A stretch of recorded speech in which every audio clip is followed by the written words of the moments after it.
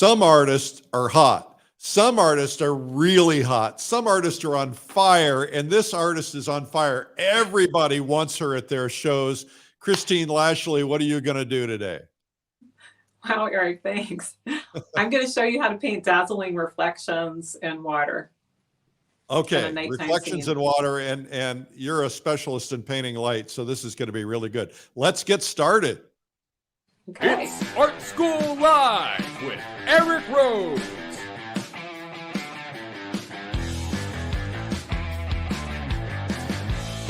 Now, here's your host, Eric Rose. I am not exaggerating. Christine Lashley is hot. I mean, she is so sought after. You're going to want to learn from her today. She's going to talk to you about painting reflections in water. She is such a brilliant artist, and you are going to love her work. She's really great at creating what we call sparkle, and she does a great job of that. As a matter of fact, that's the name of one of her videos. It's called Paintings That Sparkle, and that's something we produced a couple of years ago, and another one, Vibrant Landscapes. You're going to learn all about Christina and how she does that. Today we have a prize for you. The prize is an easel brush clip.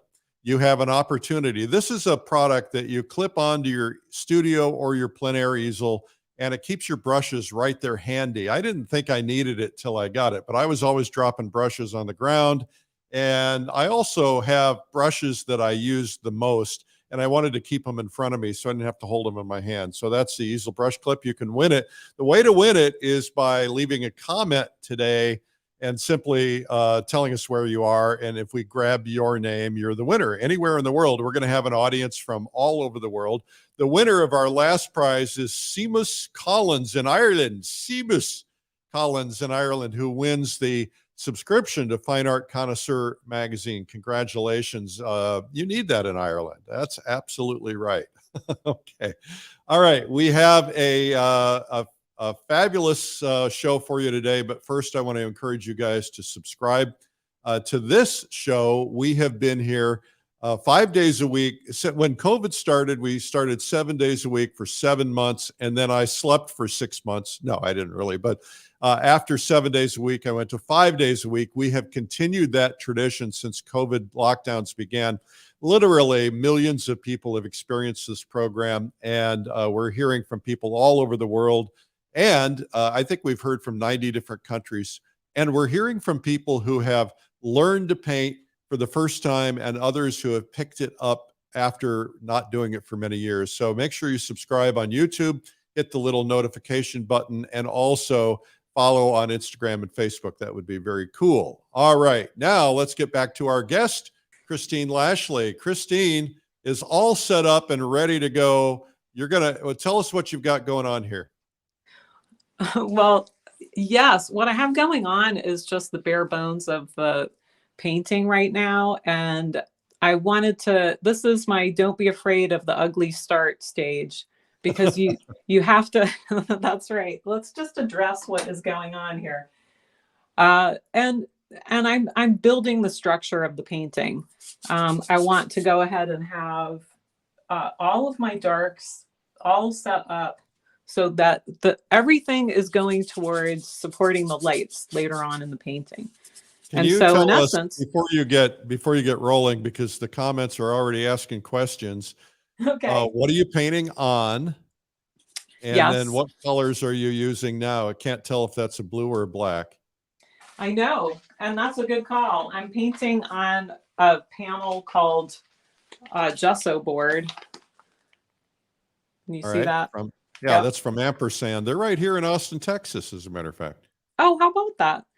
And then I've started liking using a gray neutral palette, because this already shows me what my colors are in accordance with value, and hence the really dark value. So I was off screen for a bit, but basically I'm mixing some transparent oxide with my French ultramarine blue.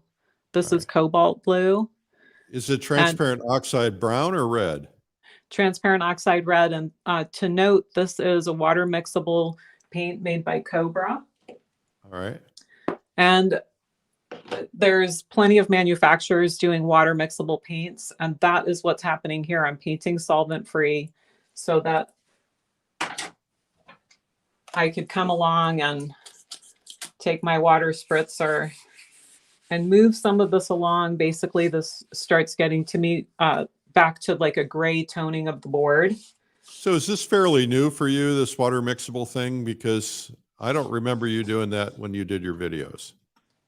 The videos, what ended up happening is I didn't want to just be a methodology painter, but this has started to become really important for how I approach a painting. And so the videos don't really, they go into that, yes, if you're interested in becoming solvent free, but if you're still working with solvent, that's okay too. So you can use the videos either way. And that's a great question, Eric, because that's what I want to stress for viewers today is do what you're comfortable with and then try some different ideas. This might spark a point of interest for somebody to start with this water mixable underpainting, which is what I do now exclusively. And I paint all solvent free, but more to the point, I'm painting in a direct manner. So this water mixable start only is for a very short and brief time.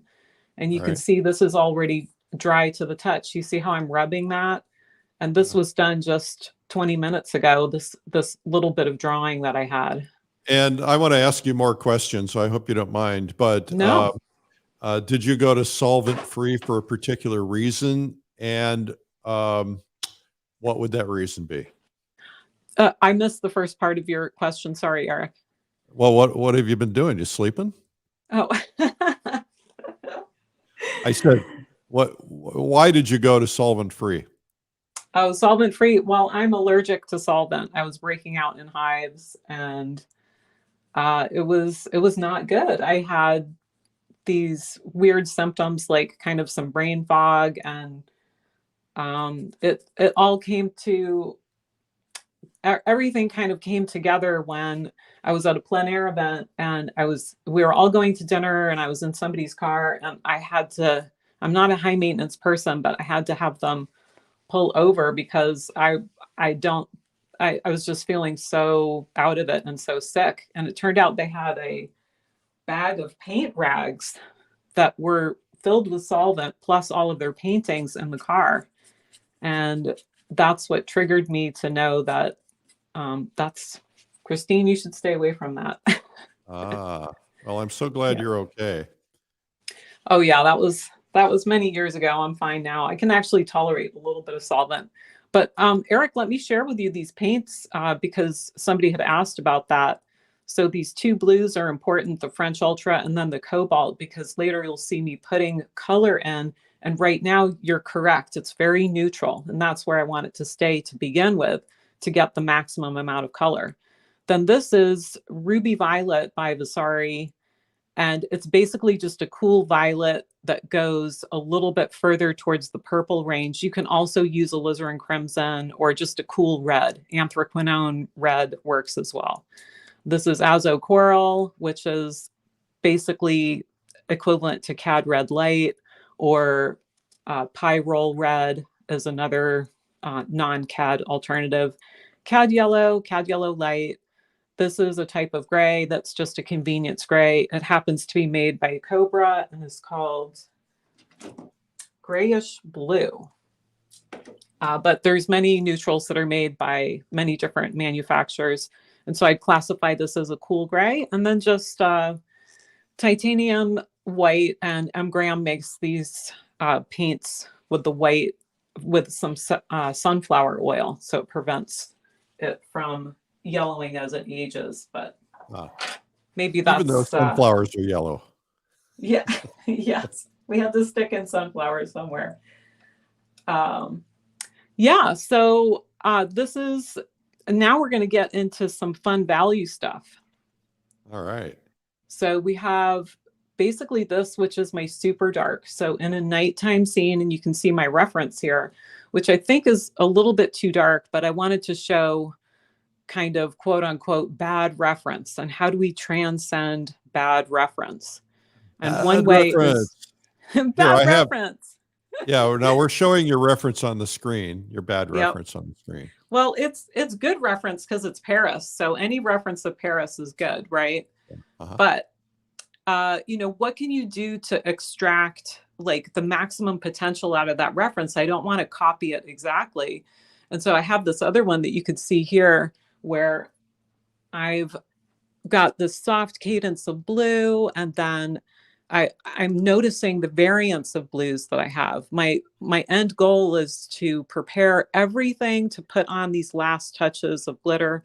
So that's my goal, is to, even if this is kind of loose, to show that to viewers today. So we have to set it up carefully. And a lot of times people see a loose painting and they're like, wow, how long did it take you to do that? Or this demo I'm hoping will go fairly quickly.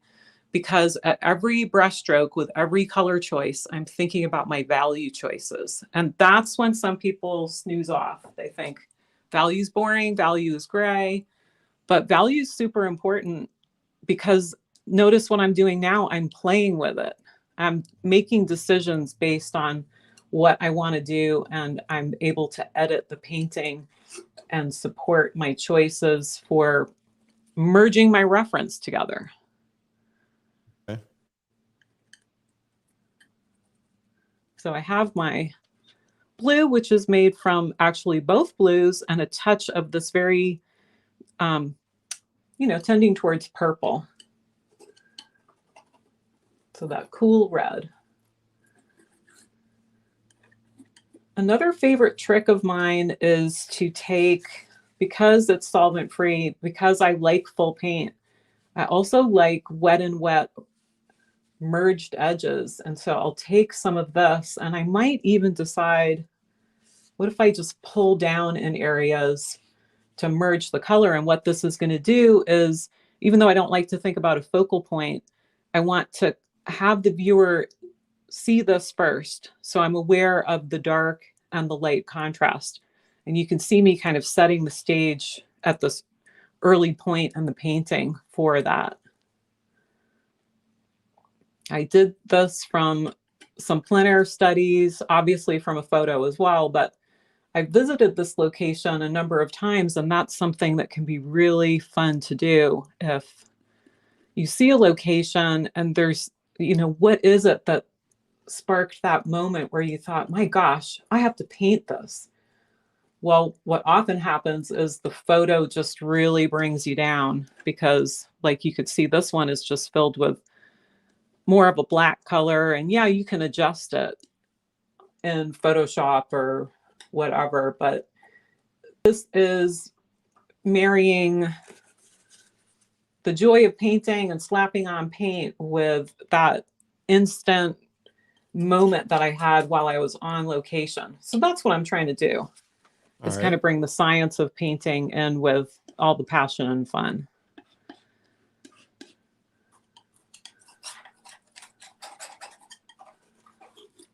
So paper towel is important. I'm using the knife, I'm using the brush. It's kind of at this stage, whatever is working. And notice I'm using a lot of full paint. So I mentioned before the water mixables, but I think it's good to know that you can basically do a solvent-free method with being mindful of your value, because I know where I'm going now. I know fully this is dark. So I don't have to try different things out. And you can do studies ahead of time if that helps. That's another way to approach things. All right.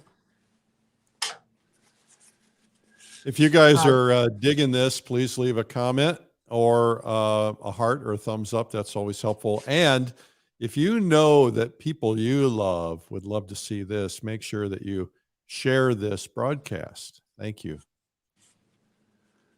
Yeah, Eric, you've been so great for artists through the pandemic. Big shout out to you for helping us to stay visually entertained and adopt Zoom and, Facebook Live and all of that stuff that you do for us. So thank you. Oh, you're very welcome. I'm honored. I needed to survive, and this was my way to survive, to help you guys survive. It is true. It's been nice to see people kind of come together and share ideas. And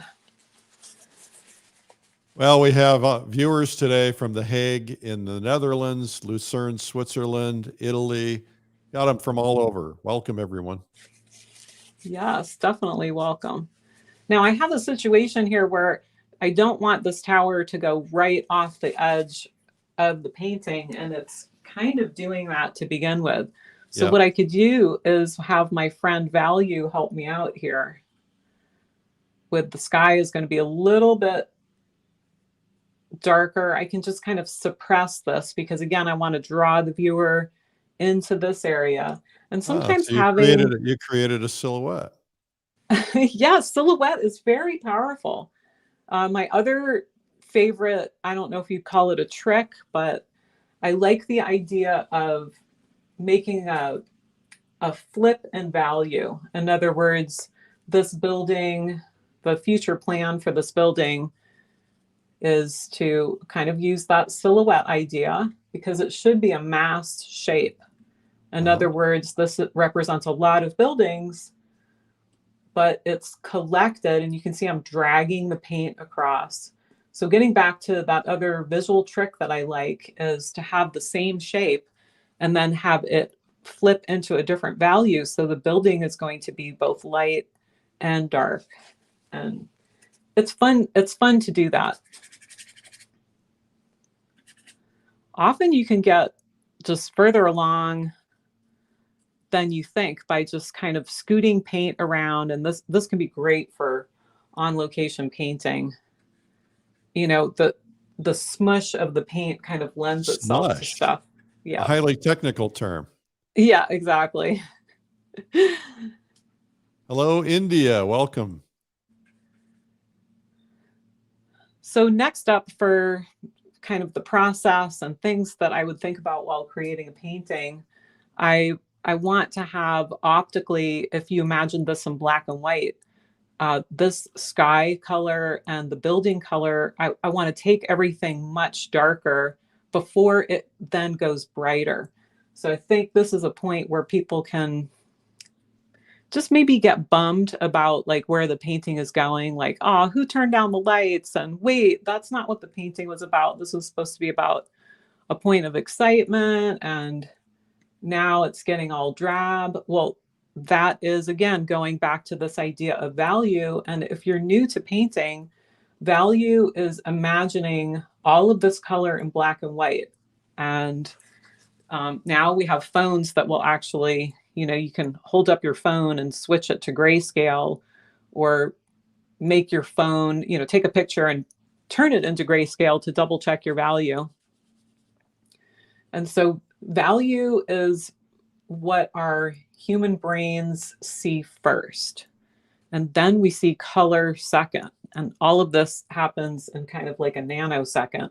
So we're not aware of that process happening.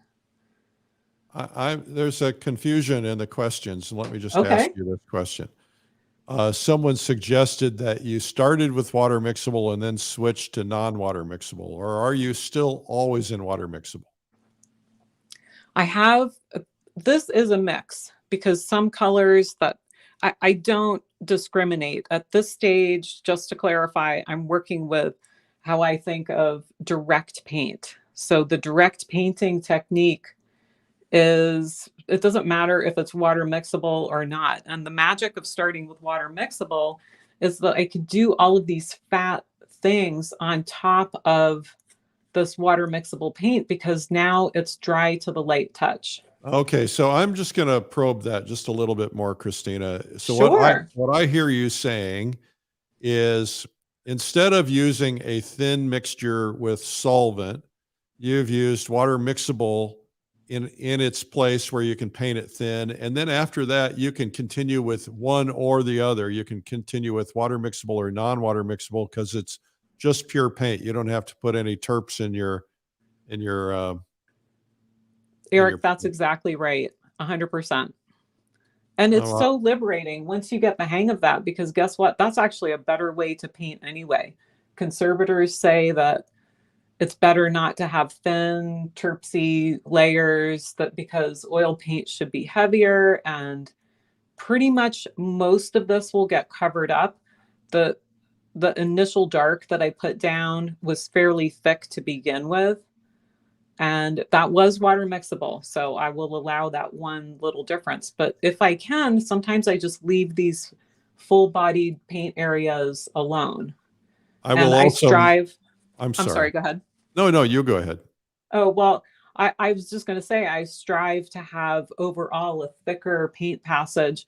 And mostly because I like that look. I Yeah. just like how thick paint looks.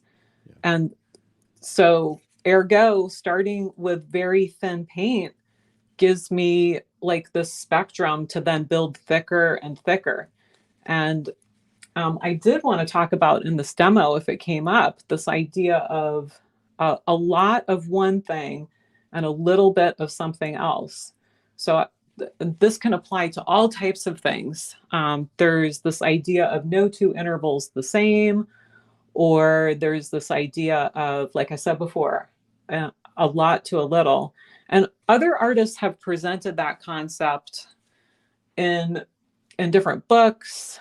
You might read it termed differently, but it's this idea of no two intervals the same. So it could apply to shape. I don't want this shape to repeat here. I don't want this interval to repeat here. So my tree has been extended. So even though it looks like I'm just popping down shapes, I've worked out the design so that even my arches for the bridge are going to be a little bit different. They're not quite all the same. Same thing with my orange to blue ratio. I don't want to have that 50-50. I want to have predominantly one or the other. Anytime you do 50-50, including dividing your painting exactly in half. So what did I do? I didn't do 50-50. I raised up this high point of interest, this high point of contrast to be more in that 3/4 range. So I Well, like and that applies to warm and cool. It applies to composition. It applies to everything. I think it's very smart. Exactly. That is exactly right. So when you're out in the field painting, are you carrying Cobra for your underpainting and then regular oil paint for your overpainting, or are you just doing the whole thing in Cobra? I'm just curious. I do a little bit of both. Sometimes when I travel overseas, I travel fairly light, and I've found this liberation in painting directly because it challenges me to paint with really thick layers. And so just for ease of cleanup, because yes, I do have to clean my brushes at the end of the day, or let's say I'm traveling overseas, you can't take solvent on a plane, or even locally, you can't take solvent on a plane. But I've done, I just did some highlights with this, which used to be my dark brush. So I think people over clean their brush and in general have too many terpsy moments. But Terpsy moments. yes. But like the scratch down terpy stuff sliding down, that always actually really bothered me when way back at the dawn of time when I was using solvent, and unbeknownst to me was getting more allergic to it. Yeah. But so my favorite way when I travel, and I travel very light, is just to do the water mixable. But there is something to be said for the traditional paints. Maybe there's a special color, different manufacturers. We all know the joy of art supplies, and different manufacturers just create different levels of paint as far as either pigment load, or you can get the same exact pigment and they just manufacture it a little bit differently. I think I was reading that depending on how they heat the pigment, it can be different, and just all types what of. I found is that I could not get really, really good darks in some of the water mixables. Now that was early on, it may have changed, but I felt like I could only get really good darks with a good dark oil. But a lot of painters will take the same concept and they'll paint underpainting in acrylic and then overpainting in oil. So that's an option as well. I took solvent out of my life, and I just don't do any thin underlayer. I just go to direct painting now. Oh, well, you should try this, Eric. I think you'd like it. I am I going to actually try it. have to take issue with the acrylic. I know some people out there are going to say, no, Christine's wrong. But, before I endorse these paints and working thin, I would like to say that when I work thin like this and I use water, I am mindful to, for the most part, then paint over that. So it's a foundation. But I've visited with museum conservators, and most of them have. I was curious about the acrylic thing too, because it's like, well, why don't you just use acrylic? And uh, they pretty much freaked out. This was at the Smithsonian. You can make an appointment and go and visit with conservators at the Smithsonian. They were doing a study on water mixable oils on the original samples that they had that were 30 years old, and they were doing photo aged, enhanced, current modern samples. It was very interesting, their preliminary findings. But anyway, they said they were appalled. They said, "Oh no, please never, no, you should never use acrylic," and then So put something over it. there's a famous story that Odd Nerdrum, the great artist in Norway, got sued because he used to put a ground of acrylic house paint underneath because it was Oh, cheap. And he had a $1 million painting that was hanging over a radiator, and the radiator melted the acrylic, and the whole painting just fell off onto the radiator. oh my gosh, I and haven't and heard that. and Wow. he got sued. This actually led to, from what I understand, a lot of the difficulties that he had, which he's since resolved. I mean, he replaced the painting and everything, and I'm sure he doesn't do that anymore. And I don't know if it's even true, but I think, and I know a lot of painters still who are pretty prominent painters who are using acrylic. So that's interesting to hear. It's it's one conservator, and maybe there's another one out there that, well, it was two I met with that day, but maybe there's some others out there that would disagree. And I think, Eric, there's always something new to be learned about our materials and educating ourselves. And that's just the thing, is to do the best job that you can. That's why we're here today, right? Is to be educating ourselves on maybe some new ideas and fun different things to try. Well, I do miss the thin underpainting, and so I may try this, and maybe I'll just carry a single color, like a burnt sienna or burnt umber or something for my underpainting, and then that way I can at least get the thing laid in. Exactly. This transparent oxide is really great for that. And I think that is the deal with the transparent oxide, is that because it's a modern milled paint, it is it's just a better, like, finer ground than some of the like burnt umber or burnt sienna or things like that are the Yeah. earth pigments. They have a coarser pigment, and that, for some reason, it's a subtle difference. And whoever is out there that likes their burnt umber underpainting for grisaille, or that's the tonal underpainting, go for it. But like you, Eric, I really was hungry for really beefy, full body darks when I started my painting, especially if I'm going to be doing a nocturne. I don't want to mess around with having to chase some darks, and make sure that I want to make sure like I said, the foundation is set for my painting. Yep.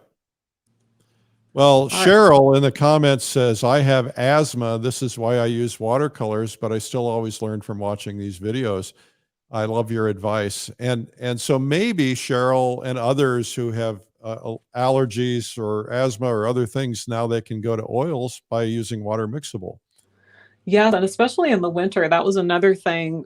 In the winter, and I made the switch. My kids are in their 20s now, but I made the switch when I was pregnant with my kids, because I thought, well, that's, mineral spirits they have right there on it. Just because it's odorless does not mean that it isn't toxic. They say use with adequate ventilation, and there's all types of warnings. And I thought, well, I just don't want this in the studio. I don't want the fumes. And yes, it's a great thing to explore. Definitely give it a try. I'm going to Wow. talk, All unless right. there's other questions, just go ahead and interrupt me. But I'm No, just go. going to talk about this idea of notice I'm creating what I term reality first, and then I'm going to focus on the flip of the reflections. And so this bridge, I talk about this in my Vibrant Landscapes video. Even though we're doing a daytime scene, we go in with just almost crude watercolor studies just to understand the concepts. And I show photos with schematic overlays of how reflections are actually happening. But there's a point, I think about this, like if a boat was here, or this is what I call the horizontal plane and then the vertical plane. So that juncture point, which is where the bridge is coming into the water, you can actually measure that. And this will show me where this line of traffic, or, far away cafes or something like that, that's going to show me where that bright point is going to be shining into the water. So I'm just going to also this archway. So this archway, how's that going to reflect? Technically, that's going to reflect like this on the water. So I can measure from here to here. And then if I wanted to get this reflecting, I could measure from here to here. And then I Question. just drop that down. So in painting in daytime, reflections are typically darker than what you see. Is the opposite true at nighttime? Well, actually, reflections are what I classify less than. So this will be less vibrant. This will be less dark. So this dark is going to reflect a little bit lighter. And sometimes photos do not show that piece of information. And in nighttime scenes, because this is so dark to begin with, this is going to be pretty minimal for what you see reflected. Like the shift, you could get away with a little bit of it. But what I'm doing is mixing it with my blue to just soften this reflection a little bit. If you saw this in person, this might be a full on 10 on the value scale, but this would be a 9. So that would be less dark. Then if this is brown, this will reflect less brown. So this orange is going to reflect less orange. And if it's mid-tone, Eric, then you can go a little bit darker. And that's true whether or not you're in the day or you're at night. And nighttime scenes can be a little confusing because, the photo just picks up the bling and the dazzle, and it's real tempting to have that reflect exactly just so, and start getting involved with that. So what's happening here? How come I don't do this with my bridge and, all of this more exactly? I mean, this would be still water, but what's happening with Paris scene? So fun to visit Paris for a couple of minutes today. Yeah. Let's just put, some of these bridge lights in here. Here's a question. Yeah. When you intermix cobras with non-water mixable oils, how do you clean your brushes? Oh, yes. That's a good question. That's from India. I basically I keep stacking my paint. So this was my dark brush and now it's light. This also helps me work just with full bodied paint. So if I'm done with my painting session, I just stick them in the freezer because I paint pretty much every day. Now, I mentioned going on a trip and what would happen if I went on a trip. I mean, I don't want to be, trucking wet brushes around. Like if I'm in Paris and I'm flying to Florence, do I want wet brushes in my luggage? No. And so, yeah, I got to clean them occasionally. And if you have water mixable, it's pretty easy. They clean up with soap and water. In the case of me using my traditional paints here, it's real simple to just put this brush in some oil, like walnut oil or linseed oil, and then you can use Master's brush soap to clean it. It takes a little bit more elbow grease. But oil cleans oil. What's that? Oil cleans oil. Yes, it's pretty handy. So I'm not saying I have, the answer to every paint technique. This works for me. This works for my small studio. This works for me having pets and my family in close proximity to my studio. Different situation might be good for somebody else. But it works for me. So to get back to what is happening here, why don't I take this and mirror this exactly? Let's think about that. If I took this bright area and made this reflect exactly, this would be in a very still water situation. What happens with agitated water is this gets broken up and it pulls down. We could still be using that lot to a little idea where there's a lot of color here. So there's going to be less of that here because I'm always looking for that variety. And with agitated water, it starts to get disrupted. So in addition to what I was talking about before, this very tidy edge where I want the crispness of reality to be present, I can't have this edge as crisp. So this, basically I'm making a circle too, which is hello, right kind of in the middle of my painting. And in the case of Paris, you could see here that this is very agitated. So this has become obscured, and then you can kind of mix your colors in choppy ways to start looking at how this light gets refracted as it moves down.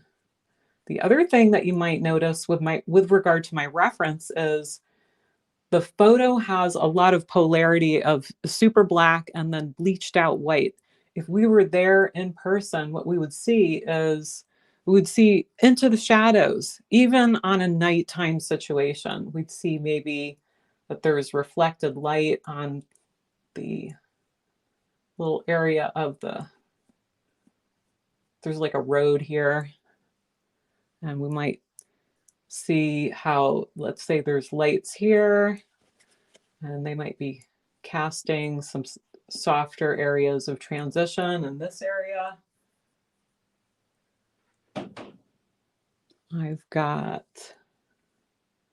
There's a strong light here.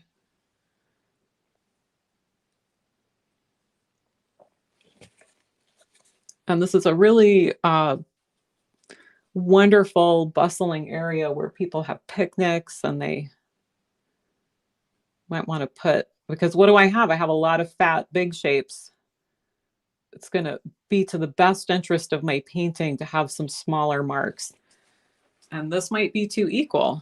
I don't like how everything's coming to a wedge here. So I'll sit there and fuss around with some stuff at times. Makes me want to be in Paris. I know. What is the boat? The Mouton Rouge or something, I think is Baton Rouge. Yeah. Is the boat that goes through underneath the canals. Bateau mouche. You Baton know what? mouche. Those are flies. They call it Bateau mouche is a fly. Okay, well, maybe my name is wrong. Anyway, I have lots of memories of drinking champagne and going through Paris. Can't wait to do it again. Maybe I'll take a group to Paris. That'd be fun. Should. I don't have enough time in the world. That's the problem. It's all these trips. I know. We're taking a group to New Zealand in September. Oh, that's really fun. It is fun. I hear that's an amazing place. Pretty incredible. So what happened there? You just decided to reduce the amount of busyness underneath your arch? Yes, just reduce some of the chatter. I want the lights to hold sway for the viewer's interest. And I'm kind of chipping away at the pure white that I have left. I mean, there's a lot of manipulation to the image. And of course, this is a 12 by 16. I don't know if I've ever done a 12 by 16 in this amount of time. So it's more you're going to run out of time before long. So, well, it's more to illustrate the concept, but it is so fun to just play with value and see how far that can get you. You were an excellent teacher. If you guys are enjoying this, make sure that you forward it to others, share it, like it, heart it, etc. Tell your friends in India and Italy and New Zealand and Turkey and Poland and Dubrovnik and England, all these other places watching. It is so wonderful that artists all over the world can be doing this and watching. It's just great. Notice what this little tiny dot is doing. I don't know if you can see even in a small form on the screen. So this goes back to that visually, please entertain my eye. So this dot in the middle of all of this kind of soft mid-tone is really packing a punch. How am I going to deal with that? I might add some friend dots here. Friend dots. And possibly link this. And I'm not thinking about, notice how I haven't thought about individual windows. How many windows are really on that building? One of the wonderful things about Europe is that we never know. A building might have been boarded up. There's wonky windows everywhere. There's half buildings. There's a building leaning. And so Europe is just very forgiving as far as the structure that is provided there. And it lends itself to kind of some abstraction of some of your building shapes that you have going on. Svetlana has a question. Does Christine create a study for a future painting, or is this a finished loose painting, or will it be? Usually demo paintings are just that. I mean, this is on Zoom or Facebook Live, and it's going to be a different type of painting. I picked something that was going to be high contrast and show the big shapes and show the concepts. And to answer that question specifically, I don't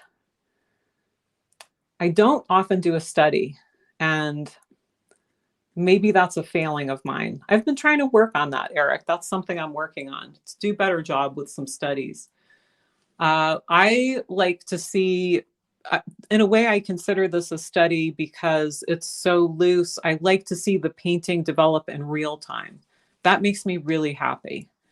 And it can lead to some failed things, but it's also really fun to just slap down paint and see it happen. There's something just very satisfying about that. Yeah. I don't want to make you nervous, but the great Kevin McPherson is watching. Oh, good. Oh, that's and awesome. Joanna Arnett. Oh man, that'd make me nervous painting in front of those two. Oh, I saw Kevin at my show. He had a show in Charleston, and I did. And then somebody's like, "Hey, Kevin McPherson is in your show." And I thought, oh, wow. Okay. And Joanna Arnett, I painted with her at an event one time. She's wonderful. She sure is. She and Kevin will be at the Plein Air Convention this year. Coming up in like 5 weeks from, I don't know, today's the 13th. It starts on the 17th. So that's exciting. Weeks. Yeah, it's exciting. And they've lifted all the restrictions. Now we don't have to. We were going to have to limit the number of people attending, and now we don't have to. Yay. That's wonderful news. Well, congratulations, Eric. You must be thrilled. Well, I am thrilled. Work hard on that. They do work hard. I've got a great team. I'm very, very happy. All right. I'll tell you what, Christine, we're gonna take a quick break, and then you're gonna put the final sparkle in. All right.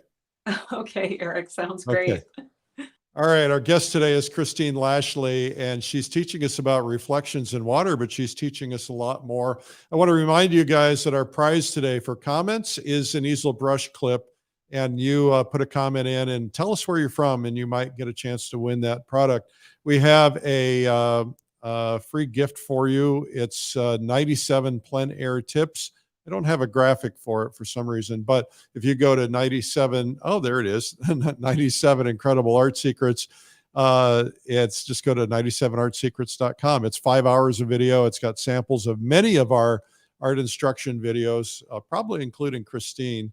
And I should also mention that Christine has 2 wonderful videos out with us, vibrant landscapes and paintings that sparkle. And I actually am pleased to say that this one hangs in our home. I'm so thrilled about that. And Christine was very generous to get pressured into offering that. So Anyway, you can get those at painttube.tv. That's our channel. We're also on Roku, painttube.tv. I want to mention just briefly that the Plein Air Convention is coming up, and there's still time for you to register. Take a look at this.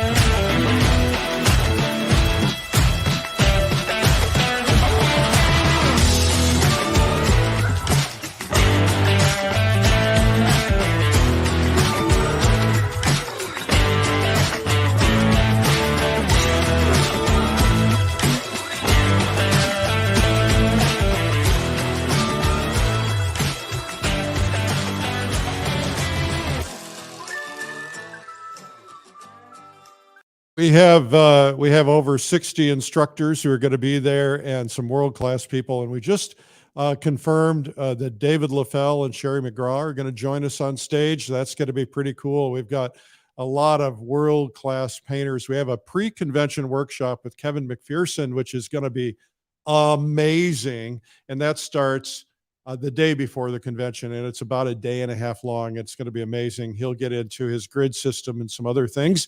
So you want to see that. And anyway, sign up at pleinairconvention.com. Now we're going to get back to Christine Lashley, who's going to finish up the sparkle. Here we go. Wow, Eric. You know how to make paintings happen, let me tell you. Well, there is only so much time. That's the magic of live broadcast, right? Well, hey, isn't that the same thing with what happens when you're on location and the light is fading and you feel this sense of urgency or somebody might be looking? I just think it's important to forge ahead, and you want to get out your big brushes. You want to have big color mixes that are happening. You want to have these kind of concepts that we're talking about, this lot to a little, or always having variety. You want to be having those ideas kind of push you along and make sure you're making good choices. So basically what I'm doing to increase some of the drama is I'm tidying up some of the shapes now. You can see that the iPad is great for kind of zooming in and keeping me on track with things. What I have to be careful about is that in this photo, there's so much white, but if we look at the scatter collection of dots, this is pretty interesting. I know from being there on location that this was a red awning. I think I'm going to try to put in some of that. I kind of also like to work from crummy photos. A lot of times I see people having their wonderful cameras on location, and I think there's something to be said for just bad or poor iPhone photos. Sometimes I'll actually move my camera as I take a reference, because this is how the human eye sees. We don't see with ultra fidelity every last little thing depicted. So don't worry if you don't have, huh? Cameras are liars. They are. That's why we paint, because it's more true than what camera can dish out. So basically, even when you're making your brightest whites, you're putting a little touch of yellow in those. Yes. I am exactly doing that. Yep. That's what I was going to say, is that now I'm just gathering. I mean, you can see the paint is just hanging off of here. And it's easy to overdo this.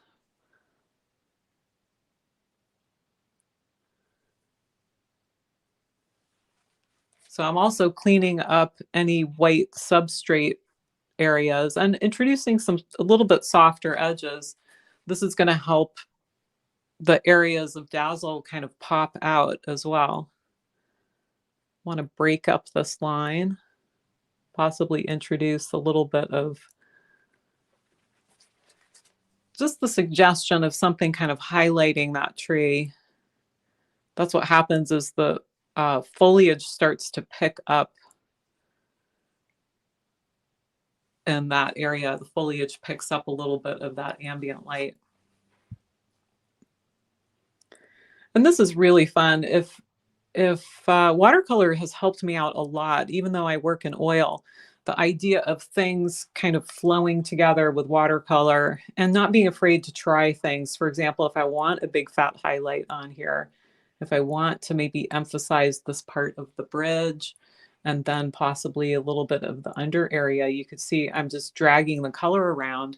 At this point, I'm also not so worried about gray color because I've set up all of my brights. This might be a situation where you could get into, there's chalky color, or a lot of artists talk about being mindful with your color and trying to shift it to warm or cool.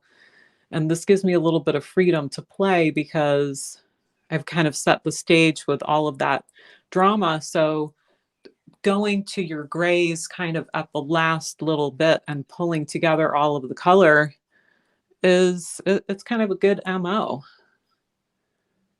Just to You're talking like a cop. My dad was a cop, so maybe Oh, there you go. That's why it's in your language. Yeah. Well, thank him for his service.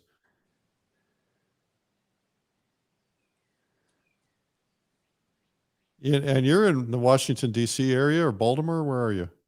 Yes, I'm in the Washington, D.C. area. Okay. We will make sure we put your website in there. Anybody wants to contact you about your workshops and so on, that'd be great. Sure. Yes, right. We can now paint in person. It's very exciting. And I'm looking forward to Denver next year. Oh, that's right. You're going to be on the faculty next year in Denver. Yes, I've really loved painting Western scenes. I know we're doing Paris today, but there's something about it's again more drama. I do like drama in my scenes, so I'm going to get this reflected in here. You know, my rule, no drama is my rule, except in paintings. Only art drama.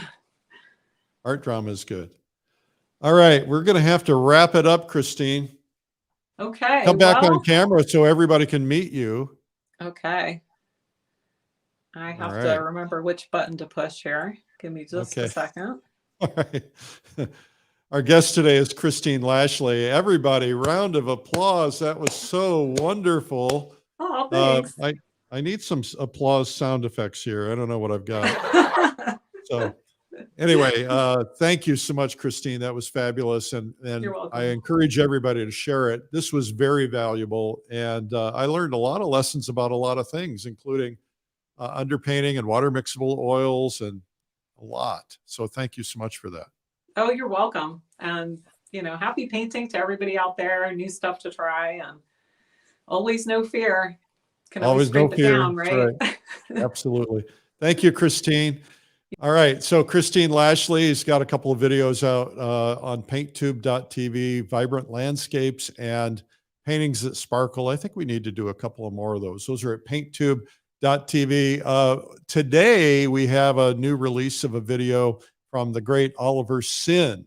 And Oliver is going to be on at 3:00 today. So make sure that you watch for that. It's Portrait Drawing Simplified. And this guy is a teacher at the Academy of Art University in San Francisco. And he is among the best at drawing. You do not want to miss this at 3 p.m. today.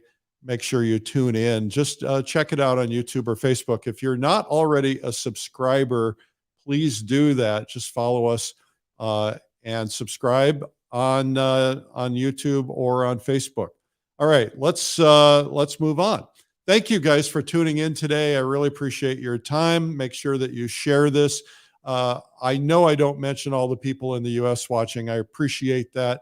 but make sure that you share and tell others about it so they can learn, and make sure you subscribe on YouTube. That's where you're going to find all the hundreds that we've done every day since COVID began. And also follow on Instagram and Facebook if you don't mind. I try to get my numbers up. I'm trying to get my YouTube to 100,000, and we're on the verge of that. I think we're at 85 or 86,000. I want to get to 100,000 because then I get a plaque I can hang behind me. That's the only reason. And then the other thing is that just got my Instagram over 14,000 yesterday, trying to get that up, and you guys can be helpful with that. So there's no other reason to do it. It's not very good content. Just kidding. All right. Well, have a terrific day. And remember, keep your head in the game, stay positive and upbeat. No matter what's happening in the world, you got to keep your own self under control and make sure that you don't let these things lead you down the negative path. You know, stay painting, stay positive. I'll report in next time I've got a dinner with Pierre Giadetti tonight. Pierre from Savoir Faire is coming into town. And we're going to have dinner tonight. That'll be fun. I'm going to bring him over to the studio. Maybe we'll do a Facebook Live in the studio today. I also am going to be on the studio today doing a Facebook Live with another artist, a mystery artist. And so you'll want to learn about that. Just watch Facebook today. If you're not following me on Eric Rhodes Publisher or my personal page or on Instagram, please do. Thanks again, guys, and have a terrific day. See you. Bye-bye.